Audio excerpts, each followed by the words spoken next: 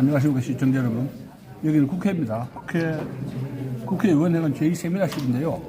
지금 곧 바로 10시부터 박진경 대령 서훈 취소 논란을 계기로 본 국가보훈제도의 판단 기준이라는 거창한 아주 심각한 주제로 국회의원회관 제2세미나실에서 세미나가 있겠습니다.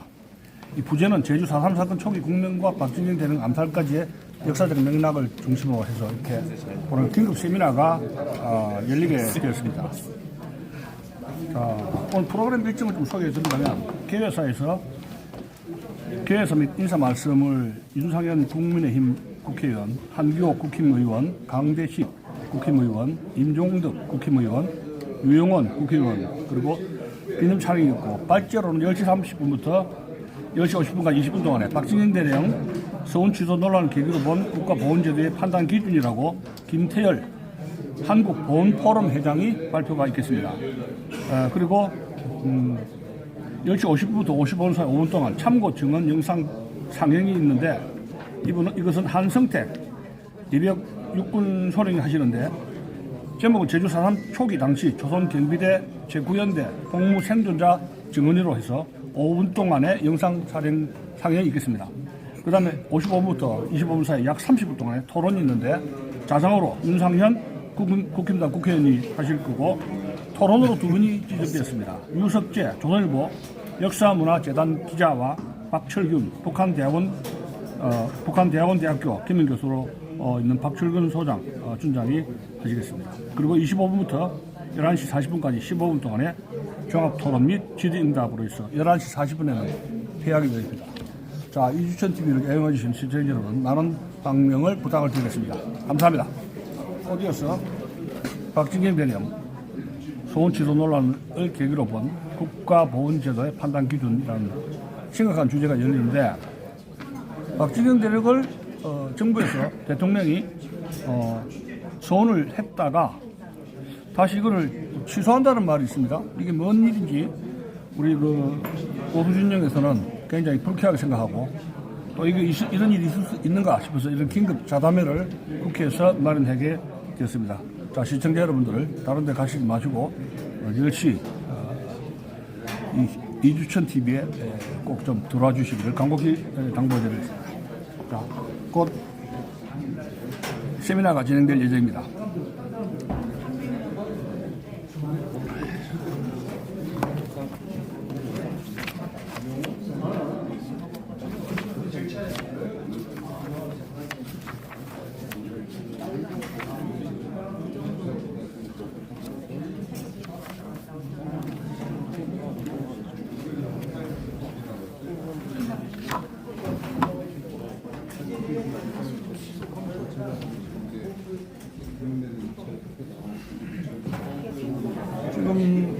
지금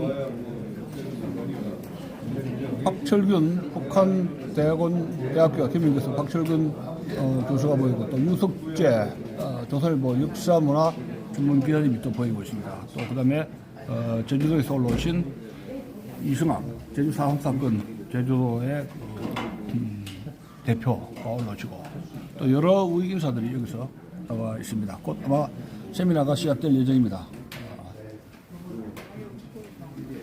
지금 앞줄에서는 안내 말씀드리겠습니다. 곧 행사를 시작하도록 하겠습니다. 참석자분들께서는 주의를 정돈해 주시기 바랍니다.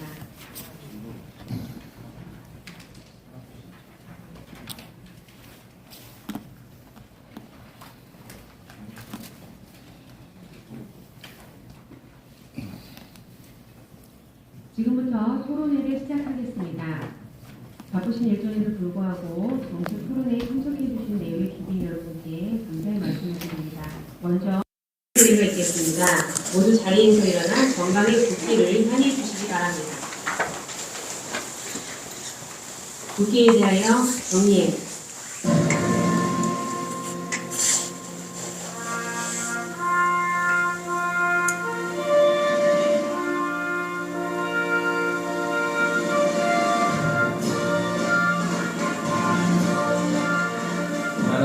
자랑스러운 태극기 앞에 자유롭고 정의로운 대한민국의 무궁한 영광을 위하여 충성을 다할 것을 굳게 다짐합니다.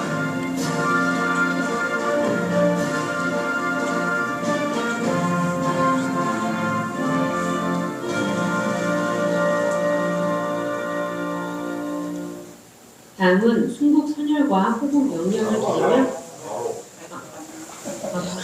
죄송합니다. 바로 다음은 순국 선열과 호국 명령을 기리며 묵념을 올리겠습니다. 일동 묵념.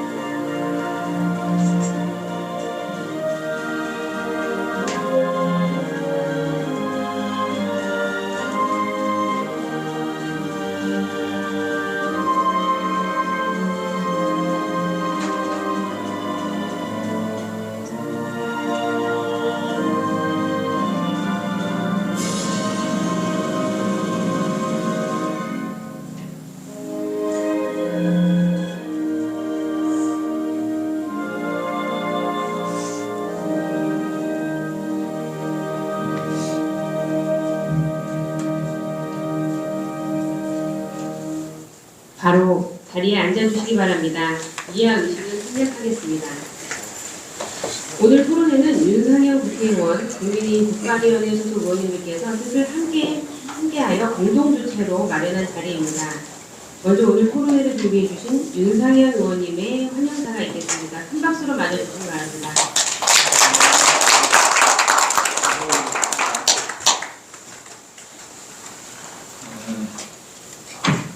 저희가 오늘 이 박진경 대령 이 서울 취소 논란을 계기로 본 국가 보훈제도에 대한 판단 기준 토론을 하겠습니다.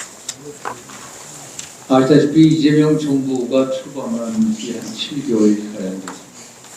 지난 7개월 동안 대한민국의 가치와 건강을 송두리째 흔들고 있습니다. 사법부를 흔들고 정치 경제를 흔들고 역사를 흔들고 있습니다. 이재명 대통령 여순천 반란 사건에 대해서 군인들이 국가의 부당한 명령을 거부했다라고 왜곡.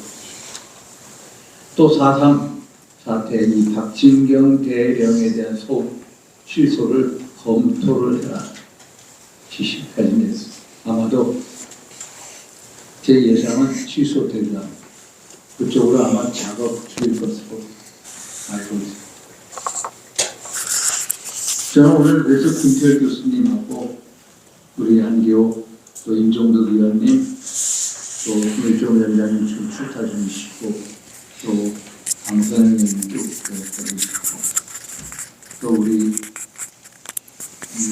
강대식 의원님 또 이영환 의원님 같이 세미나를 준비하게 됐습니다. 우리 김민정 의원님, 또 김태열 교수님, 또 이석재 역사전문 기자고요, 또 박철근 교수님 같이 되겠습니다.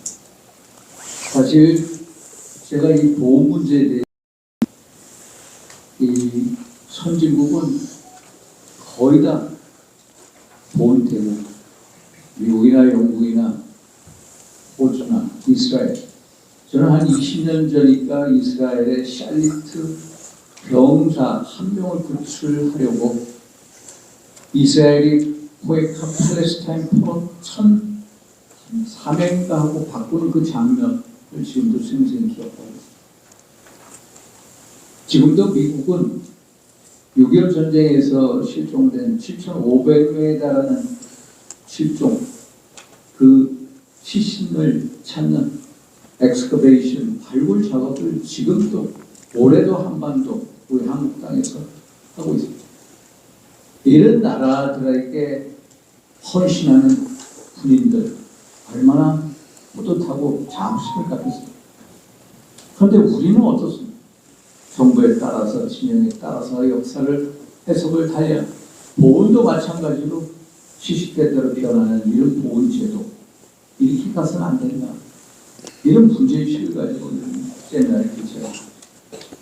보훈은 한마디로 정치가 아닙니다. 보훈은 가르치기도 합니다. 역사 가르치, 진영 논리에 입각한 역사 가르치기가 돼서는 결코 안 됩니다. 보훈은 국가 기업을 통해서 사회 통합을 공동체를 같이 통합시키는 그것이 바로 보훈입니다. 제가 며칠 전에 이 4.3 사건의 마지막 남은 생존자라고 하시는 고 한상택 예비역수령을 제주도에 가서 만나 뵙고 왔습니다. 그분의 절절한 문제의식, 국가에 대한 애국심에 대해서 제가 경탄을 맞았습니다. 지금도 역사 왜곡하는 사람들하고 맞서서 싸우고 있다라는 그 노병의 말씀, 4.3 사태에 대한 마지막 생존자로서 역사의 산 진실을 밝히는 게 당신의 책무라고 하신 그 말씀을 지금도 생생합니다. 오늘 이 세미나를 통해서 우리가 올바른 역사의 인식 그리고 국가 보훈 제도의 이 판단 기준을 한번 새롭게 뒤돌아가는 기회가 됐으면 바랍니다. 감사합니다. 다음은 국민의힘 국방위원회 소속신 한기호 의원의 환영사를 청해듣겠습니다.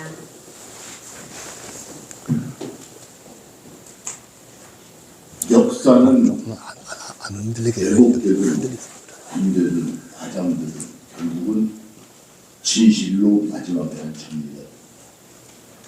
오늘 대한민국은 6.25 전쟁 자체를 침략하고 하나의 진실을 가지고 돈을 달리하는 사람들이 있습니다. 똑같이 제주 4.3 사건이 마찬가지입니다. 역사의 진실은 하나입니다. 그러나 그 하나가 왜곡될 수도 있고 또는 과장될 수 있습니다.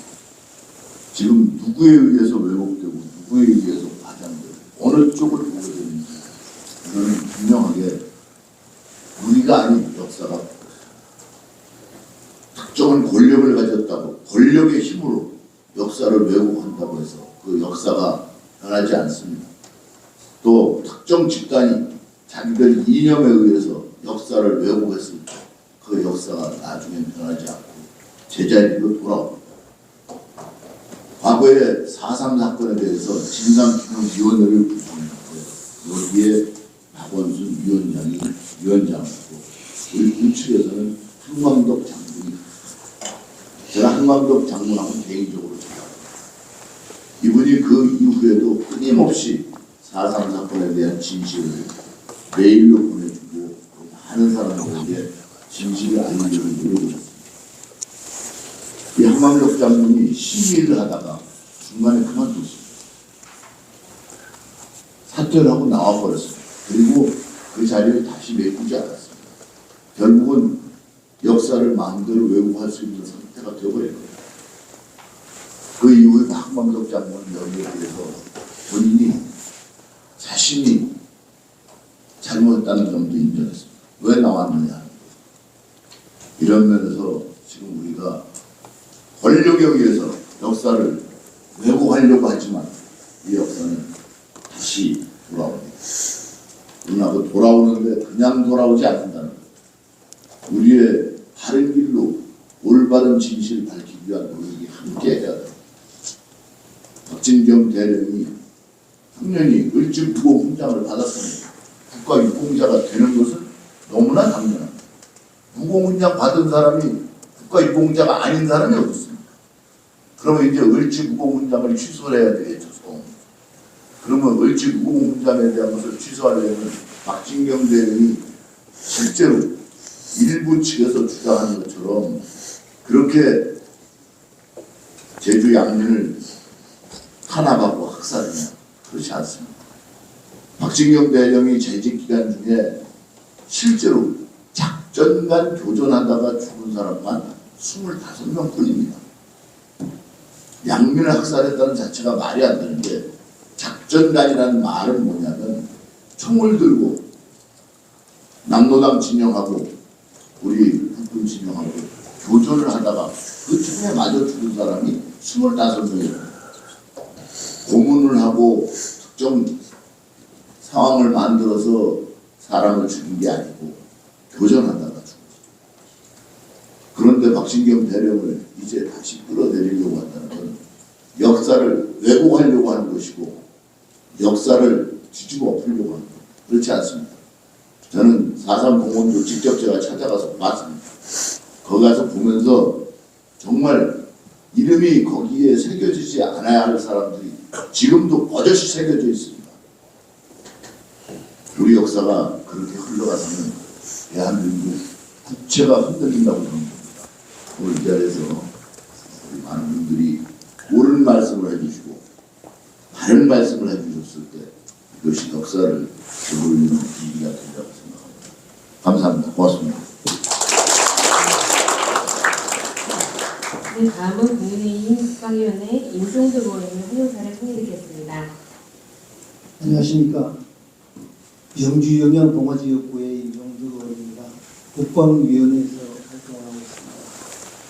저는 38년간 군에서 몸담고 있었고 한때 군인이었던 예비역으로서 최근에 일어나고 있는 박진경 대령의 소음 치료논란과 관련해서 착잡한 마음을 보내기 없습니다. 박진경 대령 여러분들 잘 아시다시피 우리 창군 과정에서 정말 중요한 역할을 많이 하셨던 분입니다. 인사국장도 하시고 그다음에 11년대장 또 사람 잡히기에는 구현대장으로 사실은 문제 발달이 되는 대장을 하다가 6월 18일 날 암살이 있었던 것입니다. 이와 관련돼서 국가는 을지무공훈장을 수상을 했고 국가유공자로서 당연히 교육을 받아야 됨에도 불구하고 최근에 이러한 문제들이 불거지고 있습니다. 오늘 이 자리는 이와 관련된 부분의 사실관계를 확인하면서 문제를 제기하고 합리적인 대안들을 제시하기 위한 자리라고 저는 생각합니다. 제가 학부 과정에서 육사에서 사학을 전공했었고 또 군에서는 전쟁사 교관을 하면서 역사에 대해서 공부할 수 있는 기회가 상당히 많았습니다. 영국의 역사학자인 E.H. 칸은 역사라고 하는 것은 과거와 현재의 끝없는 대화다라고 이야기해서 물론 현재에서 과거의 것들을 재해석하고 평가하는 것이 가능하고 그렇게 되고 있습니다. 그런데 중요한 것은 그 근저에 바탕으로 그걸 깔고 있는 부분은 반드시 역사적 사실에 입각한 평가해야 한다는 것입니다. 여러분들이 이미 보도 자료라든가 또 관련된 내용들을 보셔서 잘 알고 있겠지만 박진경 대령이 무고한 야미를 학살했다고 하는 것은 전혀 사실 근거하고 있지 않습니다.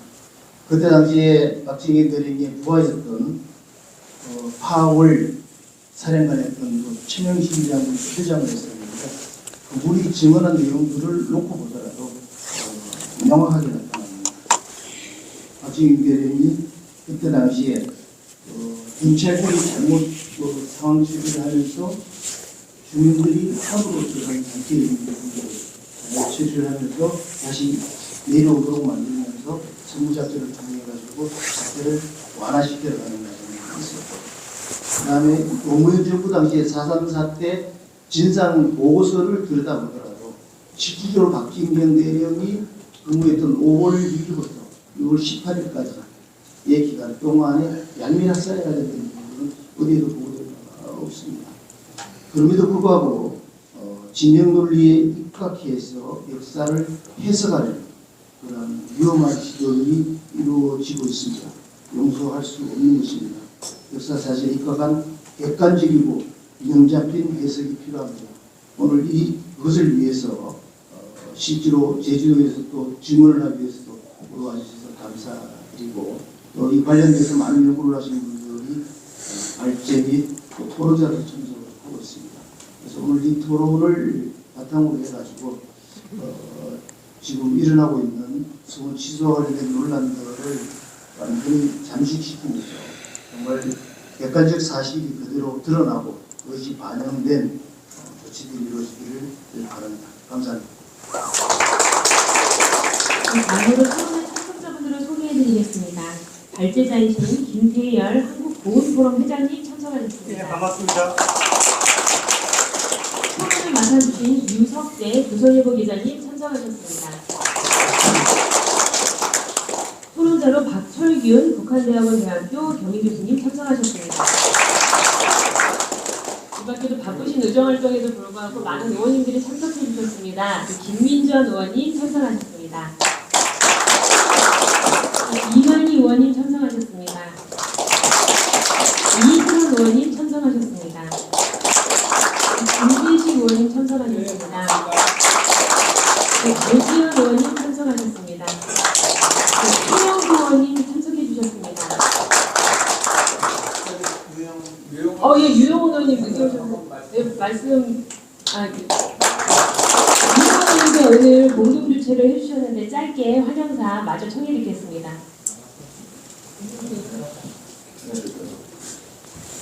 안녕하세요, 유영훈입니다. 사실 오늘 세미나는 윤상현 선배님께서 말씀해 주셔서 이름만 걸쳤는데 그것이 마이크 잡을 기회를 송구스럽고 감사하는 말씀드립니다. 앞에서 우리 존경하는 한기호 위원장님, 윤병도 위원님께서 중요한 말씀 나와주셨기 때문에 간단한 말씀드리겠습니다. 오늘 토론자로 선택하신 우리 박철균 장군님, 제가 기자 시절에 오래 기간 잘 알고 있고, 우리 박 장군님 중에서 사실은 박진경 대령님 관련된 얘기는 굉장히 많이 들었었습니다. 그리고 저도 이제 그 의혹대 관리들이 이런 부분들이 있어서 제가 일하던 회사의 전문 기자분께 보내고 좀 전달해 드리기도 하고, 그래서 신문 진행에 소개가 되고, 그런 부분을 윤상현 선생님께서 아주 의미 있는 자리를 만들어주셨다고 생각합니다. 유석재 기자님은 대한민국 최고의 역사를 말씀을 기자신데, 중요한 유익한 말씀 많이 해주시고 기자입니다. 저도 오늘 행사 주최해주신 여러 의원님들과 함께 이 역사 왜곡에 끝까지 맞서서 싸우도록 하겠습니다. 감사합니다.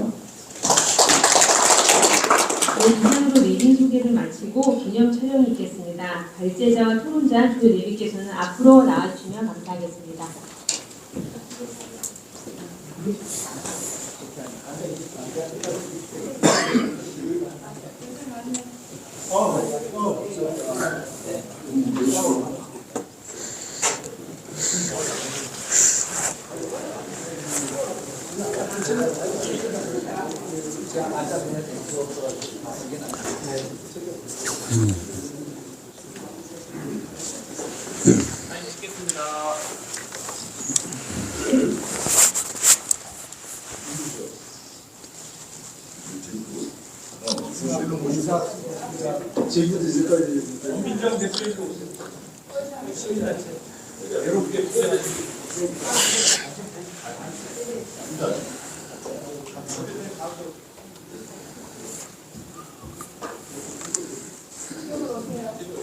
국가보훈 한번 파이팅 한번 하고 싶겠습니다. 국가보훈 파이팅! 국가보훈 파이팅! 감사합니다.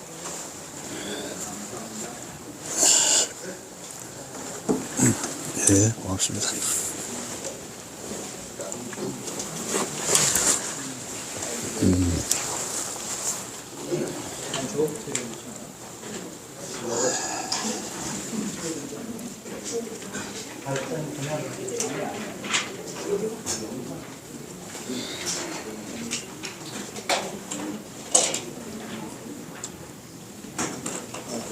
제가 먼저 시작하도록 하겠습니다.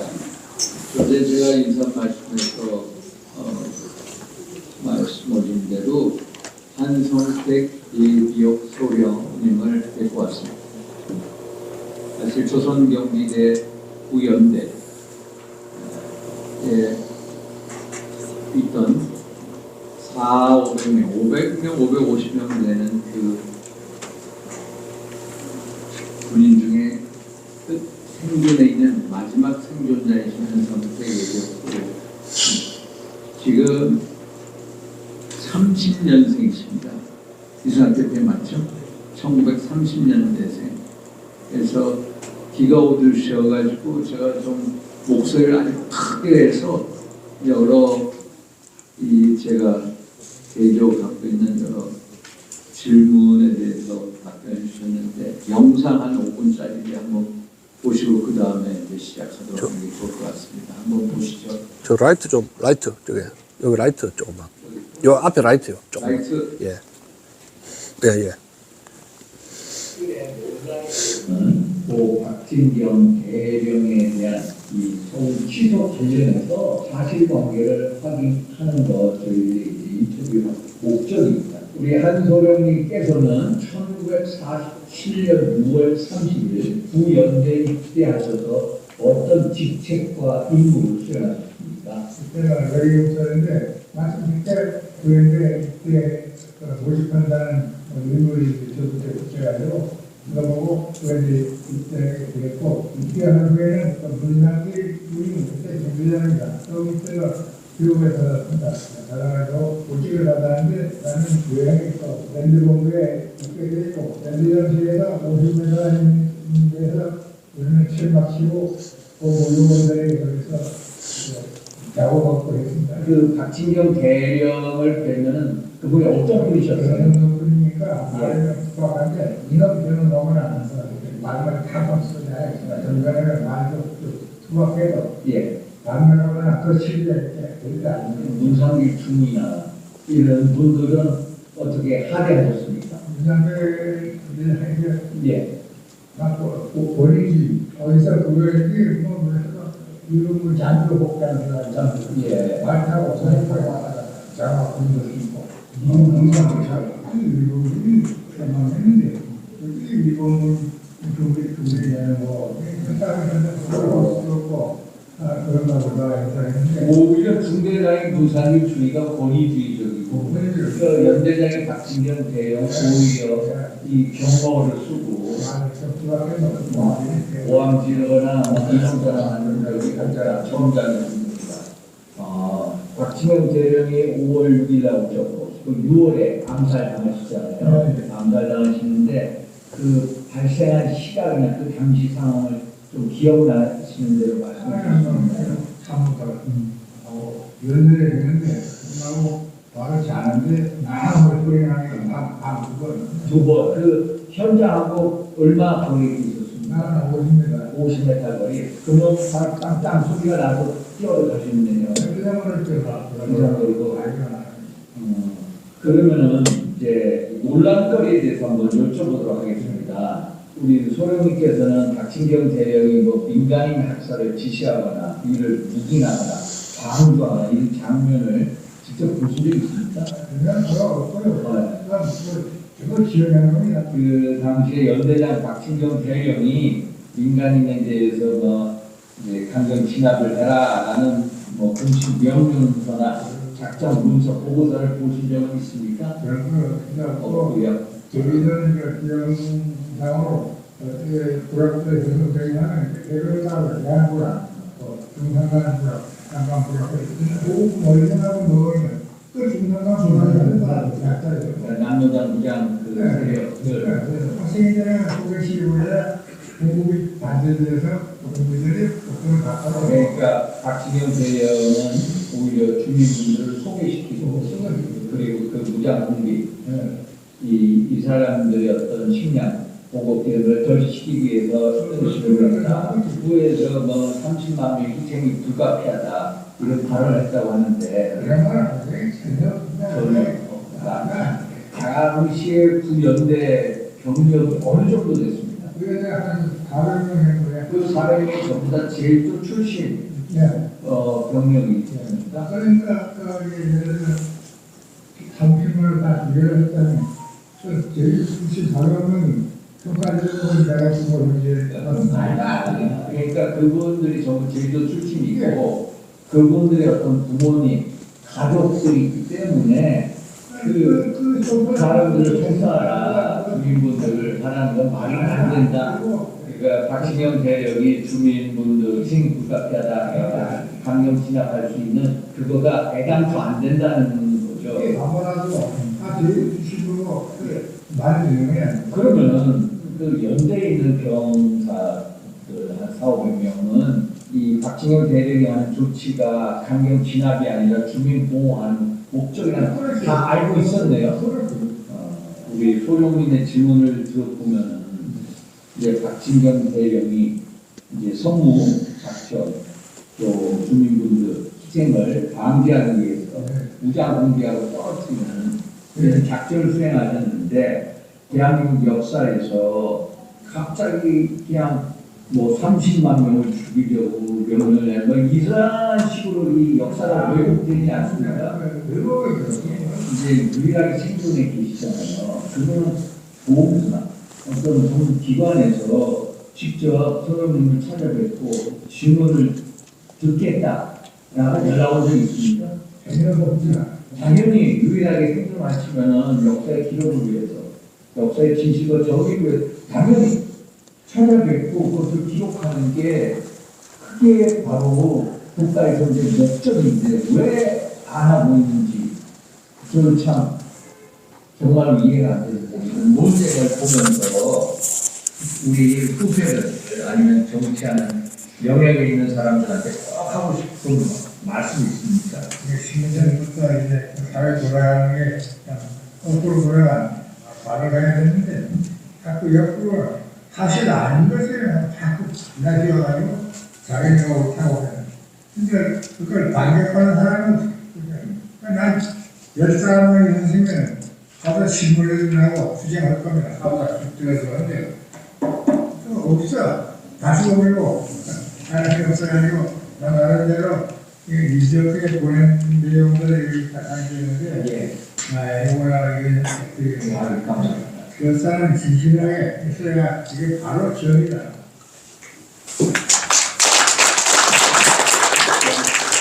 이 노령의 말씀 역사는 진실하게 해야 정이다. 정말 울림이 큽니다. 지금도 역사의 정의를 위해서 싸우고 계신 우리 현성택 소령님 열정과 애국심의 경의를 표합니다.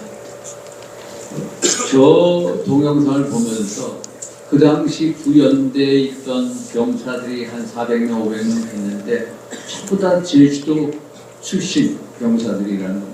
그런데 어떻게 자기 부모님들을 쏴주기라 할 명령이 있을 수 있단 말이냐. 이걸로 딱 그냥 정확한 답변이 될 것 같습니다. 우선 오늘 한국보험포럼 회장 우리 김철 교수님 오랜 동안 좋은 문제를 다루고 있는데 김철 교수님 먼저 발제해 주시죠. 네, 그러면 바로 발제 시작하기 전에 김준현 조금만 계시고 제가 개인적으로 국가보훈부에 2020년 우리 유 의원님과 같이 활동했죠. 사무님으로. 그래서 솔직히 그렇습니다. 제가 제2 세미나실도 친정형 느낌이에요. 왜 그러냐면 우리 15년 전부터 우리 그 윤상현 의원님하고 저하고 일을 많이 했습니다. 보훈 쪽에. 대표적인 것이 그 인천지역의 국립보훈병원 설립, 그 다음에 오늘 국가보훈부의 대외협력관 보셨습니까? 잠깐 보셨어요? 예. 국가보훈처가 63년 만에 국가보훈부로 성격하는데 우리 의원님하고 저희 그 교수들이 서명도 하고 엄청나게 노력을 많이 한 결과로 이게 된 거예요. 모든 게 하루아침에 되는 게 없습니다. 그리고 최근에는 청와대 보훈비서관제도 만들려고 제가 알기로는 의원님이 그때 2012년도부터 해가지고 저하고 같이 3번 정도, 2번인가 3번을 했어요. 근데 아직까지 그것도 안 돼 있더라고요. 제가 그 말씀을 드리는 이유는 저는 보훈 정책 연구를 한 30여 년부터 했습니다. 저는 독립운동부터 해가지고 6.25, 월남전 고엽제, 특수임무 유공자, 현재 제대 그 군에다 발병한 그 질환이라든가 공상 공무원까지 다 연구를 하거든요.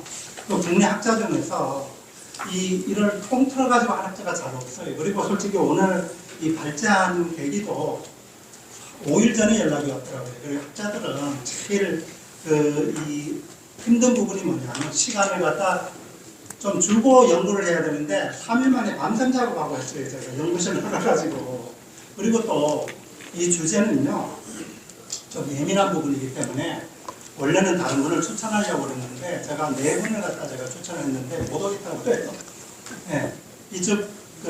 지금 이 사회라는 것이 권력의 힘이 있잖아요. 그렇죠? 권력의 이동입니다. 이거 보면 눈치 보고 하고 뭐 하려고 하면 잘 안 옵니다. 이쪽에는.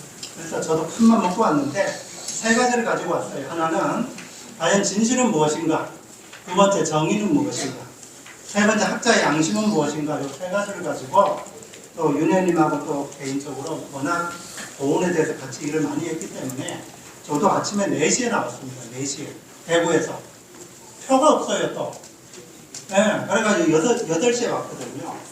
그래서 제가 반샘 연관 내용을 핵심만 해서 말씀을 드리겠습니다. 저는 보훈 쪽을 많이 연구를 많이 했는데요. 그 보훈의 역사를 간단히 말씀드리면 우리 과거에 신라시대, 고려시대, 조선시대가 있는데 그때는 고려시대, 신라시대에는 상사사라는 제도가 있어가지고 국가를 위해 희생한 분들에 대한 예우는 급진했습니다. 지금보다 당파도 없어요. 여야가 없습니다. 그 연구한 그 삼국사기 기록이나 이런 걸 봤을 때 국가를 위해 희생한 분들을 제일 우선적으로 했습니다. 그 다음에 고려시대에도 고공사라는 제도가 있어가지고 똑같이 했고, 그 다음에 조선시대에는 충원부라는 제도를 생겨가지고 국가를 위해 희생한 분들의 그 자손을 갖다 김유신 편에 보면 10대를 갖다 죄를 있어도 사해진다는 그런 기록이 있습니다. 예, 신라시대도 그렇고. 그래서 제가 이제 4.3 사건에 대해서 연구를 해요. 대략 이렇습니다. 우리가 한국의 근대사에서 참 가슴 아픈 일입니다. 제가 독립운동을 갖다 연구했을 때 그때도 민족주의 계열과 그 다음에 그 공산주의 계열, 중도적인 이 아나키스트 중도가 있었는데 그때도 2년간의 대립이 심각했지만 국가를 그러니까 독립운동 그 하나 목적을 조국의 독립을 위해서 그 기본 가치와 노력은 하나로 뭉쳤습니다. 거의 임시정부를 통해서 뭉쳤고 서간도 북간도 지역에서 뭉쳤는데 제가 4.3 사건이 이렇습니다. 그 당시에 1945년 8월 15일날 광복이 된 이후에 우리나라 이 국내 정세가 어땠냐면 미분정화에서 이 민족주의 계열과 공산주의 계열, 그 다음에 이런 계열에서 상당한 대립이 있었습니다. 그 대표적인 예가 남노당이라고 있었죠. 남노당에는 정확한 용어가 남조선 노동당인데 그 남노당의 그 남한 지역의 총 책임자, 그 당수가 박헌영입니다. 여러분들 아시잖아요, 박헌영. 그 박헌영이 밑에 누가 있었냐면은 우리가 남부군이나 태백산맥 영화 보면은 그 남부군 총사령으로 이현상이 있었습니다. 이현상이 있었고 거기는 이제 그 호남 쪽에 이제 총괄했었고 그 다음에 제주 지역에는 그 남노당 그 총책임자가 김달삼이 있었습니다. 김달삼이 처음에 이 4.3 사건을 주도했고 그 이후에는 이덕구가 있었는데 제가 이 4.3 사건을 갖다 연구를 해보니까 아까 이 영상에서도 봤지만요. 우리가 그렇습니다. 제가 국가보훈부 2021년 박미식 장관이 처음에 취임해서 자문위원을 60명을 갖다 대거 그때 추천을 해가지고 이 옆에 제가 유영원 그 당시에 기자, 지금은 이제 그 의원님이 되셨고 그때 김민정 의원님이 같이 활동을 했거든요. 그때 느낀 게 뭐냐면은 진보 보수 정도를 골고루 다 모셨어요. 맞죠 그때 그렇죠? 그때 지금 TV에 나오는 진보 쪽에 거의 TV 채널이나 이런 데 나오는 분들이 많이 들어오셨어요. 그걸 보면서 객관적이구나. 네, 저도 중도 보수 쪽이지만 저는 객관적으로 얘기하거든요. 누구든지 진보나 보수나 객관적으로 합리적으로 얘기하면 그거에 대한 컴플레인을 못합니다. 모든 것이 백사이치가. 그래서 저는 객관적으로 한번 말씀드려 보겠습니다. 지금 4.3 사건은 아까 이제 그 경위나 이런 걸 갖다 이제 대략 이제 들어보셔서 아시겠지만 그 당시에 인민위원회가 제주도에 그 노동당 그러니까 남조선 노동장이 아주 이래 좀 활기를 친 부분이에요. 그래가지고 북한하고 이제 그 정권 투표를 하는데 안 했죠.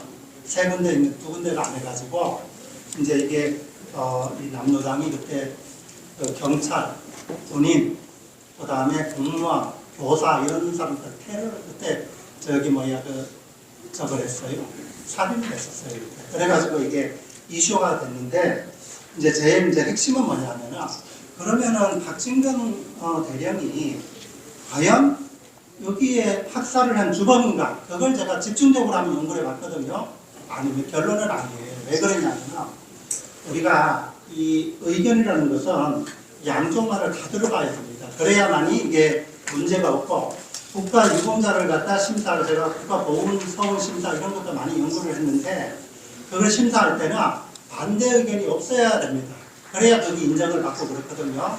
그리고 이 서운을 취소하려고 하면은 반대 의견이나 이런 게 없고 그만한 합당한 객관적인 이유가 있어야지 취소를 할 수 있어요. 그런데 지금 그 얘기는 일반적인 주장으로 제가 연구해 본 결과 그 당시에 이게 어떻게 됐냐면 김달삼이가 그다음 그 이 대대장인 그 오일균 그 이 대대장을 통해서 아까 나와 있는 문상길 중위를 통해서 그 손선호 하사를 통해서 암살을 했는데 그 이분에 대한 그 당시 아까 증언한 분도 그렇고 우리가 최명식 장군은 어떻습니까? 이분이 지금 그 현충원에 그 10년 전에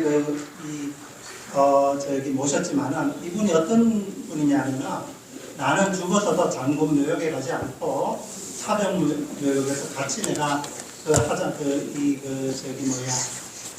이 유언으로 남겼습니다. 실질적으로 사병 묘역에 있습니다.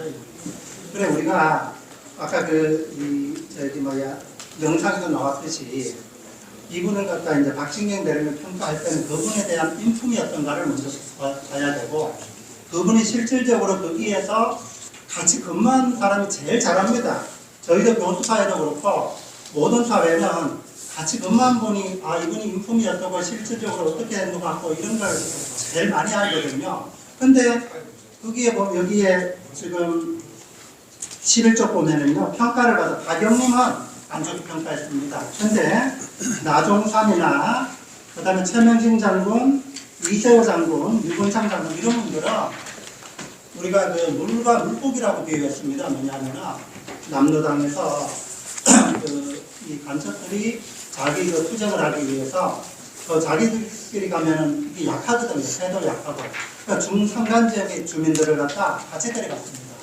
그래서 박진경 대령님 같은 경우는 어떻게든 양민을 갖다 보호하는 그런 내용을 갖다 거의 사상 보고서도 그렇고 여기 아까 증언한 분들도 그렇고 대부분이 그렇게 증언을 했어요. 그렇기 때문에 이거를 갖다 지금 그렇습니다. 대통령 업무보고 때 이거 소원을 박탈 취소하자는 그런 내용을 갖다 얘기를 했잖아요. 그런데 신중해야 됩니다. 이거는 이런 증언이 있기 때문에 만약에 있잖아요. 우리가 과거에 우리가 사관원이라고 있었잖아요. 사관원 사초를 적을 때나 기록을 할 때는 임금도 모르게 그거에 대한 전혀 제3자 입장에서 적습니다.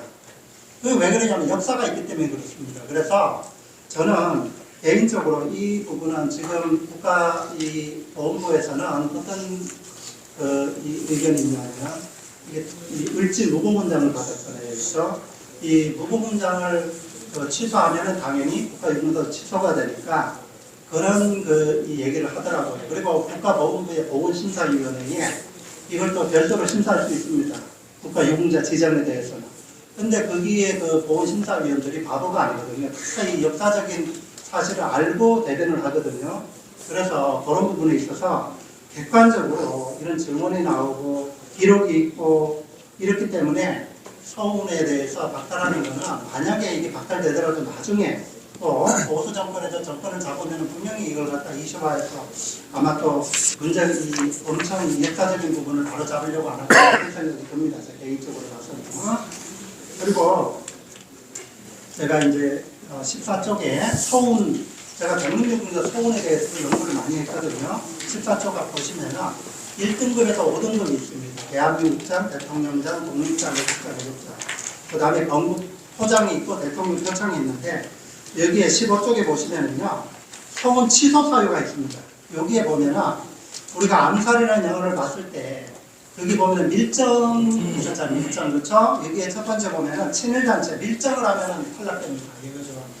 두 번째 을사늑약대 대신법. 그 다음에 거기에 책임 있던 자는 제외되고, 그 다음에 세 번째 단체 재직하고 협력한 사람. 그 다음에 네 번째 우리 이걸 보면서 제가 10년 전에 문재인 정부 때 약상 김원봉에 대해서 서운을 주려고 그랬습니다. 그래서 제가 굉장히 반대하고 그게 세미나도 제가 열고 해서 그게 보면은 북한 정권의 관여가 고위 관료를 지는 김원봉에 대해서도 제가 연구를 했는데 이 김원봉은 독립운동 그 하나만 봐서는요 백범 김구 선생보다 현상금이 3배는 높았습니다. 그 정도로 처절하게 그거에 대해서는 진보 보수 중도학자에서 이견을 제시하는 사람이 거의 없습니다. 근데 문제는 뭐냐면 김원봉이가 북한 정권에 넘어가서 그 당시에 6.25 때 노동상을 했어요. 그러면 군수물자나 이런 걸 다 동원하고 특히 저기 후방의 빨치산 이런 데도 또 관여를 했다는 이 빨치산 증언한 기록을 제가 봤거든요. 연구를. 그래서 이게 걸렸습니다. 네 번째. 두 번째는 또 그 당시에 한국전쟁 참전 유공자에서 훈장을 갖다 반납한다고 그랬습니다. 그래서 이걸 못했어요. 그리고 우리가 훈장을 갖다 줄 때도 서운을 부여할 때도 객관적으로 엄밀히 해야 되지만 서운을 박탈할 때는 2배, 3배, 10배로 더 엄밀하게 해야 됩니다. 객관적으로. 양쪽 얘기를 다 들어보고 그래야만 이게 나중에 문제가 없습니다. 예, 그 객관적인 사실이에요. 그래서 박진영 대령님 같은 경우는 태극 무공문장 밑에 을지 무공문장을 받았는데 16쪽 한번 보십시오. 16쪽에 보면은요 국가유공자 제 구조에 보면 소원 취소 사유가 나옵니다. 거짓이나 부정한 방법으로 등록하는 경우, 그 다음에 요건에 대해서 흠결이 있는 경우, 그 다음에 79조에 보면은 범죄 행위를 했거나, 그 다음에 상훈법 보시면은 상훈법에 소원 공적이 거짓이나 형을 받았거나 적대지옥을 실패한 경우, 제가 박진영 대령의 사례를 봤을 때 딴 거는 가지고 댓글 걸 이유가 없습니다. 그런데 첫 번째 서훈이 공적이 거짓 아마 이거 가지고 아마 댓글을 걸 것 같아요. 그래서 서훈 공적이 객관적이어야 됩니다. 아까 증언도 유일한 증언자도 있고 기록도 있고 저희 또 학자들이 또 의견이 또 있거든요. 이런 부분을 갖다 아주 객관적으로 합리적으로 법원 타당하게 이걸 봐야 되지. 진보학자들의 말만 들어가지고 이거 하게 되면은 분명히 또 다음에 이 역사적인 부분이 상당한 이슈가 되고 문제가 될 것 같아요. 그래서 이 부분을 갖다 엄밀히 살펴봐야 되고요. 그리고 대법원의 판례도 제가 한번 보니까요. 우리가 서운을 취소할 때는 그 공적이 다 있지만 객관적으로 취소된 원인을 거의 객관적으로 확실하게 찾아야지 그게 취소가 될 수 있다. 이런 문구가 있습니다. 대법원 판례에서도. 그래서 제가 솔직히 그렇습니다. 3일 동안에 밤샘 작업을 했습니다. 이거 별거 아닌 것 같아서 이게 발표하려고 하면 상당히 힘들고 그리고 특히 이건 이슈가 되기 때문에 국내에서 아마 이걸 할 분이 거의 없습니다. 저도 보훈을 30년 연구하면 학자들 다 알잖아요. 그죠? 보훈 쪽에 학회장도 알고 전인학회 다 하지만 저보다 너무 그렇습니다. 그래서 제가 그러면 앞으로 이제 앞으로가 중요합니다. 우리 의원님한테도 아까 오기 전에 간담회를 하고 왔는데 자 그러면 이제 이거를 대응을 어떻게 해야 되느냐 우리가 말로 배포하는 것보다 책으로 객관적인 데이터를 가지고 하면 그게 설득력을 얻습니다. 제가 한 부분도 보훈장을 설립할 때도 그렇고 국가보훈처 보로 성격하는 부분도 그렇고 그 외에 다른 부분도 엄청나게 국가 보훈 제정 그러니까 보훈 법안 제정을 하는 걸 갖다 제가 많이 했었거든요. 했을 때 첫째 국민의힘 측에서 그거를 갖다 지금 상황에 대해서 국회 연구 정책 개발비가 있습니다. 이걸 가지고 이 국회 정책 연구 보고서가 필요합니다. 이게 18쪽입니다. 국회 정책 연구 보고서에서 박진경 대령의 객관적인 사실 및 보훈학적 재평가가 해서 이거는 솔직히 그렇습니다. 이런 부분은 국가보훈부나 정부에서 연구를 가서 하는 게 맞는데 특히 이런 부분은 아마 이슈화가 되면 그걸 하기가 힘들 겁니다. 시간도 많이 걸리고 그래서 이거는 바로 시작이 가능합니다. 1개월에서 3개월 정도 소요돼서 이걸 가지고 서훈 공적심사위원회한테 근거 자료를 제출해야 됩니다. 제가 30년 경험상 이게 꼭 필요하고요. 두 번째, 국회 보훈정책 미래전략특별위원회가 필요합니다. 이거는 왜 제가 그 말씀을 드리냐면요. 더불어민주당에서는 작년 10월 15일 날 진보학자, 중도학자 이런 분들을 갖다 다 해가지고 공동위원장 밑에 외부 공동위원장 밑에를 가지고 국회 위원회를 만들었어요. 거기에 교수들이 많이 있습니다. 그러면 이런 부분도 미리 또 자문받고 안 했겠습니까? 제가 볼 때는. 그래서 국민의힘 차원에서도 지금도 늦지 않았어요. 이거는 국회 차원에서 특별위원회를 더 잘 만들어가지고 평상시 교수들, 보훈 전문가나 보수학자나 중도학자나 이런 분들을 갖다 미리 이런 인적 네트워크를 해놔야만이 어려울 때 도와줍니다. 필요할 때 하면은 또 안 와요. 이런 걸 갖다 잘하면. 그 다음에 요걸 하면서 정기적인 회의가 필요하고요. 그래서 네 번째 단계에 아까 말씀드렸을 때 서울 취소 공적심사위원회가 11인까지 두도록 되어 있거든요. 거기에 중도나 보수학자들이 전문가가 들어가야 됩니다. 그래서 그걸 대변을 하고 거기 결과가 어떻든 간에 나중을 대비해서라도 앞으로 5년, 10년 후에 이 정권이라는 것은 이게 민심이잖아요. 그렇죠? 이게 언제 어떻게 또 바뀔지 모릅니다. 그렇기 때문에 그때 백데이터를 가지고 그때 이런 주장을 했던 학자들의 의견이 있었구나 이런 것도 상당히 중요합니다. 그리고 제가 이제 마지막으로 시간이 한정되어 있기 때문에 제가 2016, 2030 선진보훈정책을 갖다 같이 제가 냈습니다. 장기적으로 오늘 강대식 의원님이 못 오셨는데 소년소녀단 이것도 제가 5년 전에 국회 요 자리가 저쪽 간단해서 자리에서 했거든요. 그때도 이걸 갖다 피해도 팀을 만들어가지고 정기위원회를 갖다 계속 유지해서 해야 된다 이렇게 말씀드렸는데 그게 잘 안 되더라고요. 그래도 아직까지도 안 됩니다. 이게 필요하고요. 독립유공자가 여러분들 아시겠지만은 8.15 광복 이전에 돌아가시면은 3대까지 지원을 해주고 8.15 광복 이후에 당사자가 돌아가시면 2대까지 밖에 안 됩니다. 근데 이것도 같이 통일을 하고 손자녀까지 승계하는 부분이 필요하고요. 그 다음에 전국에 국립보훈요양병원하고 요양원, 위탁병원을 갖다 한방이나 치과를 갖다 확대하는 부분이 단기적으로 필요하고요. 그 다음에 순국선열 유족회 공법단체. 순국선열은 어떤 분이냐면 안중근 의사, 안창호 선생, 그 다음에 일송 김동남 선생 이런 자손분들이 일찍 당사자는 8.15 이전에 돌아가셨기 때문에 다 그분들의 생활이 상당히 곤란합니다. 그래서 제가 일송 김동삼 선생에 대해서도 세미나 토론을 한 3번 정도 했는데 그분 증손자를 초대를 하려고 그러는데 못 와요. 알아보니까 생활이 어려워가지고 노동력을 하시더라고요. 그래서 참 눈물이 났습니다. 그래 일송 김동삼 선생은 민족주의 계열의 독립운동가인데요. 그분은 민족주의뿐만이 아니고 공산주의 계열에서도 인정을 했던 그런 분입니다. 그리고 이분도 국민대표회의 의장을 해서 대통령을 하신 분이에요. 근데 이분이 일찍 돌아가시고 자손들이 어렵게 살다 보니까 이분의 재조명을 못해서 이 부분도 너무나 안타깝습니다. 제가 볼 때는. 그 다음에 중기적으로 비년관 휴양원, 그 다음에 중요한 게 있습니다. 우리 유용원 그 당시에 2022년도에 군사 전문 분야로 자문위원을 했는데 이게 그렇습니다. 우리가 지금 자유민주주의 아닙니까? 대한민국이 정통과학부에서 국회의원 비례대표 1번을 갖다 보훈 전문가가 꼭 필요합니다. 이건 정통성의 문제예요. 제가 윤 의원님한테도 10년 전에 비례대표 1번은 그러니까 국가유공자나 보훈 전문가가 반드시 들어가야 된다. 외국에서라도 그렇습니다. 제가 미국이나 대만 이런 데도 연구를 했거든요. 미국은 좀 엄청나잖아요. 보훈에 대해서. 그래서 다음에 23대 할 때는 이 부분은 정통성과 관련되어 있어요. 지금까지 이런 부분이 없었기 때문에 흔들리거든요. 그래서 이런 부분에 있어서 하고 그다음에 이 보훈 대상자 가족들이 후손들이 특례 입학하고 하는 보훈 대학을 갖다 전에부터 제가 좀 관심을 가지고 연구를 했거든요.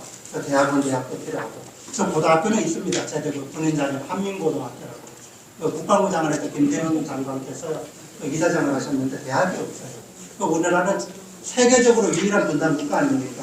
분단국가에서 이런 교육이 제대로 안 되면 항상 또 이렇게 정권에 따라 휩쓸립니다. 그래서 이런 부분이 필요합니다. 그리고 마지막으로 이제 이 보훈대에서 정권을 잡으면은 보훈특보나 보훈특보위원장이 대통령 직속으로 상당히 필요합니다. 그래가지고 중심을 잡아주고 그 다음에 비서관인데 수석 비서관, 보훈, 안보 수석 비서관 이런 게 또 있거든요. 이것도 연구를 많이 했거든요. 그래 마지막으로 국가보훈부가 부총리격으로 되는 걸 전에부터 제가 주장했습니다. 왜 그러냐면 대만은 국군 태저협감정위원회를 가지고 대만은 부총리로 되어 있어요. 우리나라가 세계적으로 유일한 군정국가에서 평균적인 의미로 항상 대통령이나 대만 총통이 외국을 가거나 출마할 때는 부총리를 배동합니다. 그거는 상징적으로 보훈교육국 차원에서 보여주기 위한 그래 우리나라도 이런 부분에 대해서 이 박진경 내려는 부분은 급한 거고 중장기 계획에서 이런 부분은 반드시 필요합니다. 저는 이걸 10년 전부터 연구를 했기 때문에 이걸 반드시 해야만이 보훈이 제대로 되는 역사가 바로 잡히리라 생각합니다. 예, 시간이 다 돼가지고 마치겠습니다. 감사합니다. 예, 수고하셨습니다. 고 최명신 장군, 이세호 장군 등 가르침을 통해서 서울 지구는 정말로 신중해야 된다 이런 말씀입니다. 이 박민식 장관 시절에는 이 자문 교수단들이 우리 보수, 중도, 진보 다 같이 객관적인 평가를 할 수 있는 팀들이 있었는데 지금은 그렇지 않다는 거죠. 현 정부. 지금은 이제 지금은 권오을 장관 새로 오셔가지고 구성 중에 있습니다. 구성 중에 있습니까? 그런데 일단 민주당은 본특별위원장 위원회가 있다는 거 우리가 새겨드려야 될 거고요. 또 앞으로 선진보훈 정책에 대해서 아주 중요한 말씀을 주셨습니다. 다음 우리 유석재 역사전문기자님 정말 역사 칼럼 좀 많이 쓰시는데 오늘도 조선일보의 조용필 가왕에 대해서 철학자다. 저도 동감입니다. 우리 유석재 역사전문기자님 말씀해 주시겠습니다. 네? 뭐 일단 얼마 한 15, 20분이면 되겠어요. 20. 네, 10분 한 10분 됐죠. 15분. 예, 안녕하십니까. 네, 조선일보에서 역사 전문 기자라는 직하고 이사고 있는 유석재입니다. 박진경 대령 대통령이 국가유공자 지정 취소를 검토를 지시한 이후에 제가 1년에 보도를 해서 상당히 좀 부당한 일이다. 그렇게 몇 차례 이제 보도를 했었고, 그런데 이제 다른 언론에 대해서 사실 이게 언급을 잘 하면 안 되는데 이번엔 좀 언급을 할 수밖에 없겠습니다. 왜냐하면 이른바 진보 좌파 세력들이 어떻게 선거운동을 하냐에 대해서 그 다음 날인 12월 16일자에 한겨레에 이런 기사를 썼습니다. 부름자는 총살, 4.3 토벌 지휘자가 유공자라니. 이것만 보면 마치 막 부름자를 총살하고 그런 토벌 지휘자를 유공자를 시켰어? 그 말이 돼? 이렇게 생각하겠지만 부름자는 총살이라는 거는 부름자는 총살이라고 지시를 했다는 말을 그 암살자가 법정에서 일방적으로 진술했다는 내용입니다. 실제로 총살했다는 내용이 아니라. 이렇게 제목을 하려면 그렇게 생각 안 하겠죠. 그리고 그 밑에 중간 제목이 더 좀 놀랐습니다. 좀 이렇게까지 볼 수가 있는지 일본군 출신으로 강경 진압 지시. 이 학살했는지 안 했는지 여부하고 일본군 출신이라는 게 무슨 관련이 있죠? 아주 악의적으로 쓴 겁니다. 40일 남짓 있으며 5천여 명 체포. 이 숫자도 과장된 거지만 3천여 명 정도인데 미군자료는 그 체포를 했다는 거는 주민들은 합동신문 절차에 따라 신문을 하고 빨치산의 그 남로당 무장대 세력을 그 현황을 파악을 한 다음에 석방을 했습니다. 절차상 필요한 거였죠. 그 다음에 놀랐습니다. 1948년 학살 시작점에 있던 인물. 그러니까 한겨레 기자도 이 사람이 학살을 한 게 아니라는 걸 알았던 거예요. 학살을 하지는 않았지만 학살의 시작점에 있던 인물. 뭔가 학살과 관련이 있는 것처럼 아주 유명하죠. 그 다음에 네 번째 유족 도민들. 역사 왜곡하지 마라. 역사 왜곡은 자기들이 하고 있으면서. 이런 식으로 참 교묘하게 선전선동을 하는구나 깨달았습니다. 그리고 이 기사를 보면은 역사학자의 멘트를 인용하면서 40일 남짓 연대장을 한 박진경이 많은 사람을 죽이지는 않았다. 그러면 이 기사를 쓰지 말았어야죠. 이렇게 정말 선전선동을 하면서도 자기들도 실제로 박진경 대령이 학살한 적이 없다는 걸 알고 있는 거예요, 이미. 자, 제가 몇 가지 그러면 이 문제에 대해 쟁점을 한 5가지로 짚어봤는데요. 문제는 이것입니다. 첫 번째, 그러면은 박진경 대령은 그러면은 가장 큰 것이 이거였죠. 양민을 희생시켰나? 저 양민 학살을 했냐는 겁니다. 네. 그런데 일단 43일이에요. 43일 군 기간이. 기간 동안에 아까 한규 의원님 말씀하셨습니다만은 그 남로당 무상대를 사살한 인원을 전부 합쳐도 25명입니다. 여기에 민간인이 사살됐다는 기록은 전혀 없습니다. 그러면은 물론 이제 4.3 사건은 사실은 나중에 이제 민간인 피해가 많이 발생을 했던 무고한 민간인 피해가 많이 발생을 했기 때문에 그런 비극적인 사건이 된 건데 그 1948년 10월 여수의 14년대 반란 이후에 군의 초토화 작전이 본격화된 이후의 일입니다. 박진경 대령하고 전혀 상관이 없습니다. 그러니까 부대 정비를 하고 작전 임무를 수행하기도 빠듯했을 그 부임 직후의 시기에 양민 학살이 일어날 수 없는 거죠. 일단 객관적인 기록이 전혀 없는데 이런 주장을 하는 겁니다. 이게 뭐냐면 이게 그 암살범이었던 손선호, 호적상에는 손춘호라고 해요. 손춘호라고 있었는데 손선호가 맞다고 합니다. 당시에 관측자료들 들어가지고 손선호 화사가 30만 도민을 희생해도 좋다고 박진경 대령이 말했다는 거예요.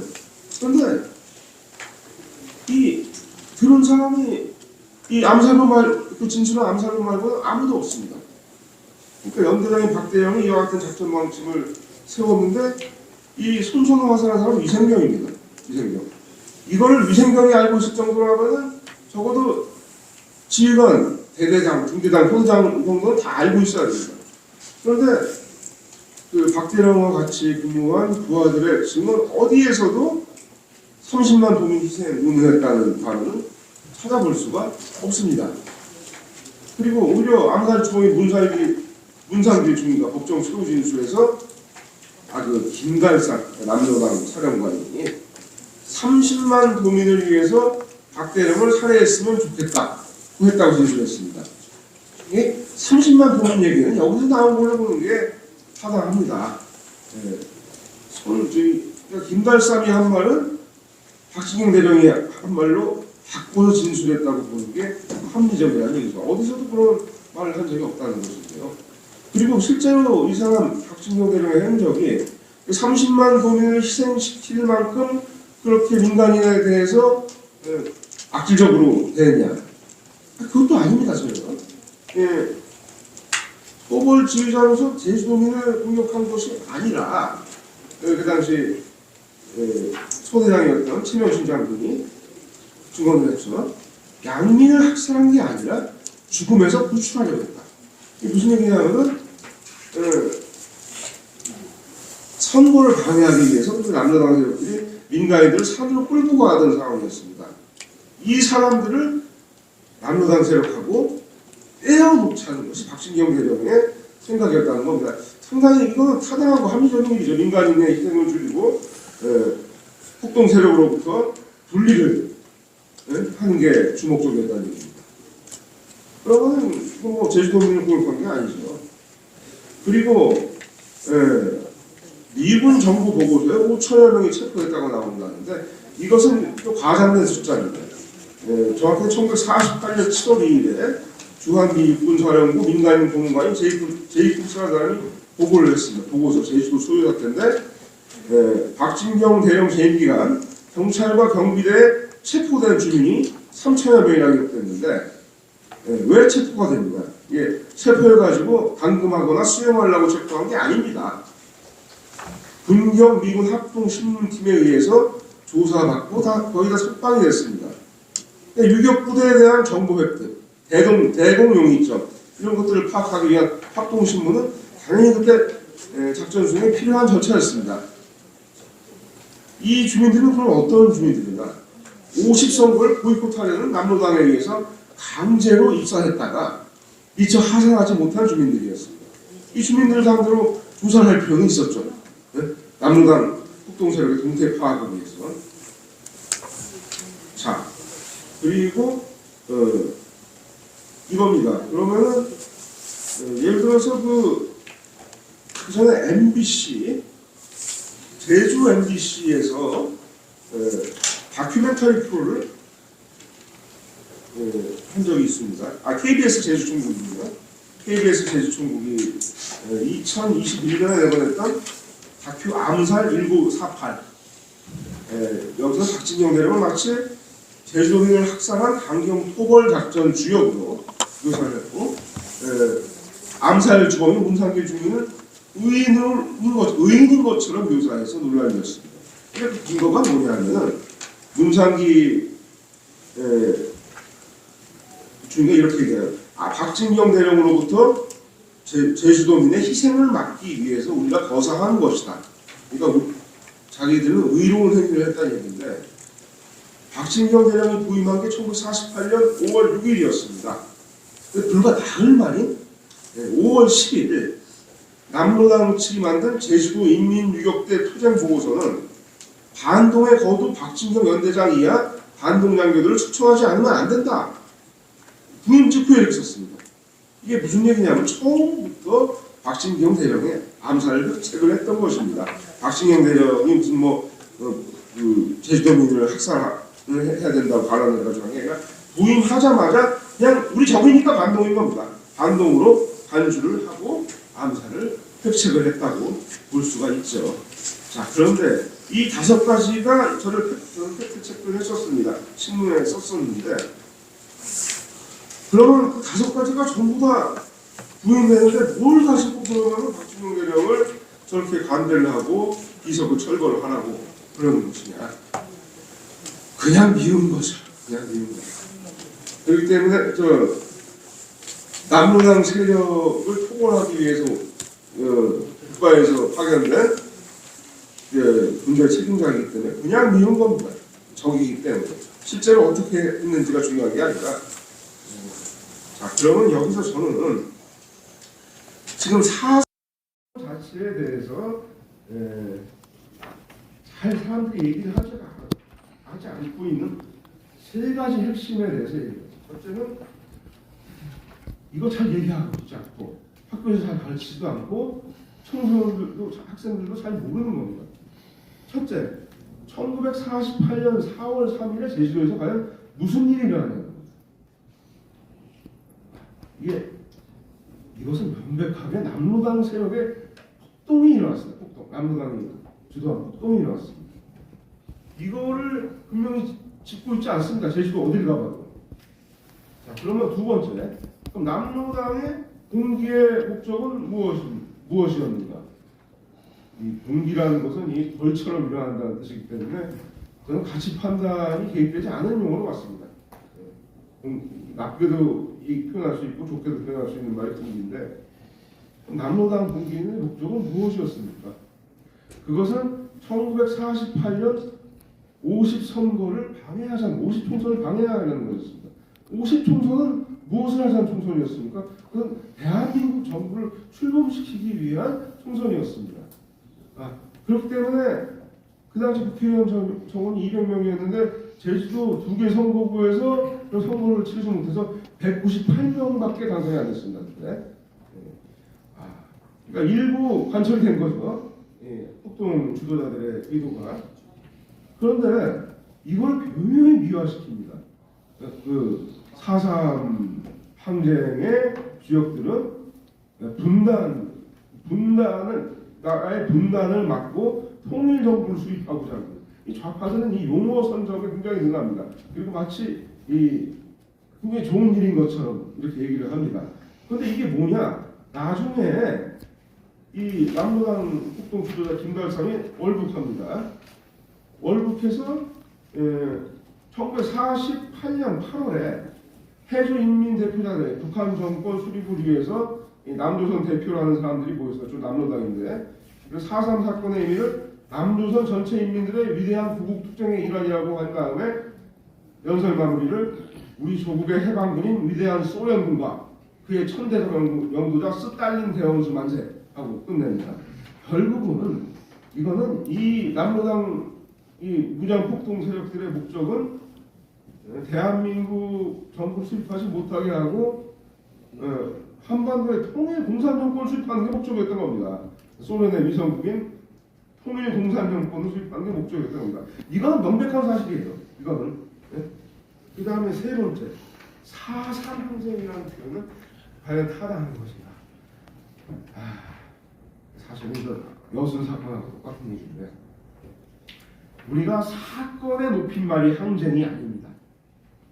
이걸 무조건적으로 이걸 사건? 이건 너무 시시해. 그렇게 시시해 보이잖아. 항쟁이지. 격상시켜야지. 이런 문제가 아니에요. 왜냐하면 이것은 물론 이 4.3 사건은 나중에 진압하는 과정에서 수많은 무고한 민간인들이 희생이 된 굉장히 비극적인 사건입니다. 그런데 만약에 4.3 사건, 4.3 항쟁이라고 하면 누가 누구한테 대항해서 항쟁을 벌였다는 겁니까? 그게 남로당이라면 남로당 무장폭동 세력이 항쟁을 했다고 그러면은 지금 우리가 살고 있는 대한민국을 수립을 못하게 하고 나중에 수립된 다음에 전복시키려고 했던 그 세력을 우리가 감정이입해가지고 정당하다고 보는 겁니까? 두 번째, 그게 아니라면 혹시 희생된 민중들이 항쟁을 했다고 보는 거예요. 그러면은 그럼 무고한 게 아니냐니까요? 무고한 게 아니란 얘기잖아요. 남로당하고 결합을 했거나 동조를 했다면 무고한 게 아니라 되잖아요. 그렇죠? 이건 사자에 대한 명예훼손입니다. 만약에 희생당한 민중들이 항쟁의 주역이라고 한다면 그 두 가지 다 아니라면은 항쟁이라는 말을 함부로 쓸 수가 없는 겁니다. 이건 희생된 제주도민에 대한 신원과는 완전히 별개의 문제입니다. 그렇기 때문에 우리는 이것을 상당히 조심스럽게 분간해가면서 쓸 필요가 있다. 이런 말씀을 드리겠습니다. 그리고 진보 좌파 세력의 용어 선점에 결코 넘어가거나 휘둘려서는 안 된다. 이런 말씀을 드리겠습니다. 마치겠습니다. 유석재 기자님 말을 명쾌하게 말씀 주셨습니다. 박진경 대령이 제주도 구 연대